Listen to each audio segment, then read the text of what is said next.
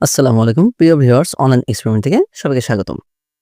প্রিয় হবু শিক্ষক মণ্ডলী যারা 18তম শিক্ষক নিবন্ধন পরীক্ষায় উত্তীর্ণ হয়েছেন এবং অন্যান্য শিক্ষক মণ্ডলী যারা আবেদন করবেন ষষ্ঠ গণবিজ্ঞপ্তিতে তাদের জন্য ইতিপূর্বে আমি একটি ভিডিও আপলোড করেছিলাম যে অনলাইন আবেদনের আগে আপনারা কি বিষয়গুলো মাথায় রাখবেন এবং বিবেচনায় কোন বিষয়গুলো রাখবেন।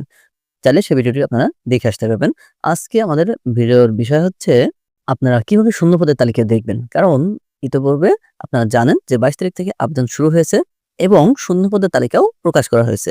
তো সেই শূন্যপদের তালিকাগুলো কিভাবে দেখবেন এবং আপনাদের বয়সগুলো কিভাবে শিথিল করা হবে, কিভাবে গণনা করা হবে এবং সার্টিফিকেটের বয়সটি কতদিন পর্যন্ত থাকবে এবং কোন জেলায় বা কোন উপজেলায় কতগুলো পোস্ট ফাঁকা রয়েছে, কোন পদে ফাঁকা রয়েছে সেই বিষয়গুলো বিস্তারিত আলোচনা থাকবে এবং আপনাদের সরাসরি দেখিয়ে দেওয়া হবে যে আপনারা কিভাবে কোন উপজেলা বা জেলার ফাঁকা বা শূন্য পদগুলো আপনারা বের করবেন। তাই ভিডিওটি মনোযোগ সহকারে দেখার জন্য অনুরোধ রইল।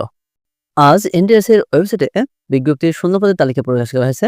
বেসরকারি শিক্ষক নিবন্ধন ও প্রদান কর্তৃপক্ষের ওয়েবসাইটে এ তালিকা দেখতে পাবেন প্রার্থীরা। রোববার থেকে অনলাইনে এসব পদে নিয়োগের আবেদন করতে পারছেন প্রার্থীরা। এনটিআরসি এর কর্মকর্তারা জানিয়েছেন যে কোনো সময় মেরিট লিস্টও প্রকাশ করা হবে।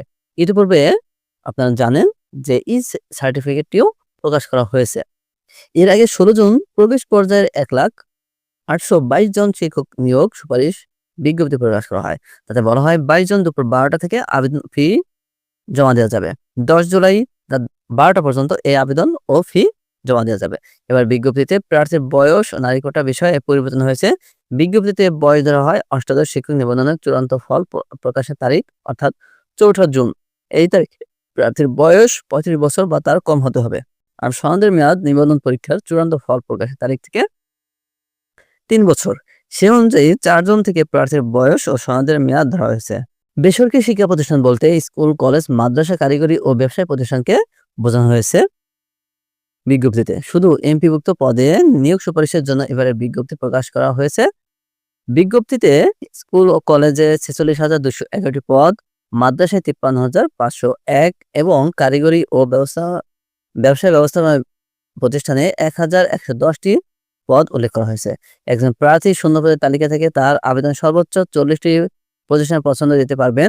৳১,০০০ আবেদন ফি দিয়ে এনটিআরসি এবং টেলিটকের ওয়েবসাইটে আবেদন করতে পারবেন। ফি জমা না দিলে আবেদন বাতিল হবে।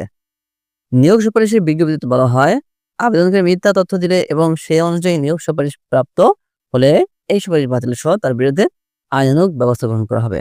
নিয়োগ সুপারিশে নির্ধারিত সময়সীমার মধ্যে যদি কোনো প্রতিষ্ঠান সুপারিশকৃত প্রার্থীকে নিয়োগপত্র দিতে ব্যর্থ হয় তবে জনবল কাঠামো ও এমপিও নীতিমালা অনুযায়ী ওই সব প্রতিষ্ঠান প্রধানের এমপিও স্থগিত বাতিলকরণ এবং ম্যানেজিং কমিটি গভর্নিং বডি বাতিলকরণের জন্য প্রয়োজনীয় ব্যবস্থা গ্রহণ করা হবে।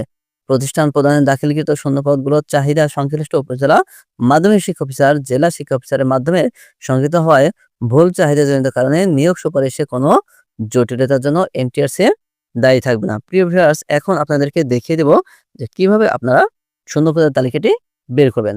এর জন্য আমাদের চলে যেতে হবে এনটিআরসি অথবা টেলিটকের ওয়েবসাইটে। আমরা টেলিটকের ওয়েবসাইট দিয়ে প্রবেশ করব। এজন্য আমরা যেকোনো সার্চ ব্রাউজারে গিয়ে লিখব ngi.teletalk.com.bd। এই ওয়েবসাইটে ঢোকার পরে আমরা প্রথম যে রিক্রুটমেন্ট সাইকেল 6 30/9/2024 এই তারিখটি দেওয়া রয়েছে, আমরা এইতে প্রবেশ করব। এখানে প্রবেশ করার পর প্রথম রয়েছে নোটিশ বোর্ড, এরপর রয়েছে ই অ্যাপ্লিকেশন। নোটিশ বোর্ডে আমরা প্রবেশ করলেই আমরা বিভিন্ন যে নোটিশগুলো রয়েছে এনটিআরসি থেকে ছাড়া হয়েছে ইতিপূর্বে সেই নোটিশগুলো আমরা দেখতে পারবো। ষষ্ঠ নিয়োগ নির্দেশিকাটি আমরা দেখে নিতে পারবো। ষষ্ঠ নিয়োগ সুপারিশের জন্য বিজ্ঞপ্তি, আজকে যে বিজ্ঞপ্তি প্রকাশ করেছে সেটিও আমরা এখান থেকে ডাউনলোড করে দেখে নিতে পারবো। এবং আমরা এখন দেখব যে কোন জেলায় কতগুলো পোস্ট খালি রয়েছে। তো এখানে দেওয়া রয়েছে যে ই অ্যাপ্লিকেশন, এখান থেকে আমরা আবেদন করতে পারবো। আর দ্বিতীয়ত রয়েছে লিস্ট অফ ভ্যাকেন্ট পোস্ট, এইখানে আমরা দেখতে পারবো যে কোন জেলায় কতগুলো শূন্য পদ রয়েছে। এর জন্য আমরা প্রথমে এখান থেকে ডিস্ট্রিক্ট সিলেক্ট করে নেব। ডিস্ট্রিক্ট সিলেক্ট করার পর আমরা এখান থেকে বিভাগ সিলেক্ট করব। এরপরে আবার আমার কাঙ্ক্ষিত ডিস্ট্রিক্টটি বাছাই করে নেব। তো এখানে ডিস্ট্রিক্টের নাম দেওয়ার সাথে সাথে এই ডিস্ট্রিক্টে যতগুলো পোস্ট খালি রয়েছে সকল পোস্ট এখান থেকে দেখাবে। তার থেকে আমি বাছাই করে যে যে পোস্টে আবেদন করব, অর্থাৎ এখানে সকল বিষয়ে শূন্য পদগুলো একসাথে দেখাবে। এখান থেকে আপনার উত্তীর্ণ বিষয়টি, অর্থাৎ আপনার যে সনদ রয়েছে যে বিষয়ের, সেই বিষয়টি আপনি এখান থেকে খুঁজে বের করে সেই কলেজে বা স্কুলে আবেদন করবেন। তো এর জন্য আপনাকে এক পেজের পর অন্য পেজ যাচাই করে নিতে হবে বা বাছাই করে নিতে হবে আপনার কাঙ্ক্ষিত প্রতিষ্ঠানটি খুঁজে পাওয়ার জন্য। তো এইখানে আপনি আগে থেকে যদি একটি লিস্ট করে নেন যে আপনি কোন কোন প্রতিষ্ঠানে আবেদন করবেন, এখান থেকে তাহলে কোন পেজে রয়েছে এটি কিন্তু আপনার আবেদনে সহায়তা করবে। তো এর জন্য আবেদন করার আগে অবশ্যই লিস্টটি চেক করে নেবেন যে আপনি কোন কোন প্রতিষ্ঠানে আবেদন করতে চান এবং আপনার নির্ধারিত জেলা কোনটি বা নির্ধারিত উপজেলা কোনটি। আপনার নির্ধারিত উপজেলায় পাশাপাশি যে স্কুলগুলো রয়েছে সেইগুলো যদি আপনি এখান থেকে দেখে আবেদন করেন তাহলে আপনার আবেদনটি অধিক সহজ হবে এবং সুন্দর হবে। আপনার পছন্দনীয় প্রতিষ্ঠানটি আপনি সহজেই খুঁজে পাবেন। প্রিয় ভিউয়ার্স, এরকম গুরুত্বপূর্ণ ভিডিও পেতে অবশ্যই চ্যানেলটি সাবস্ক্রাইব করে পাশে থাকার অনুরোধ রইল। সবাই ভালো থাকবেন, সুস্থ থাকবেন। সবার জন্য রইল অসংখ্য অসংখ্য শুভকামনা। আল্লাহ হাফেজ।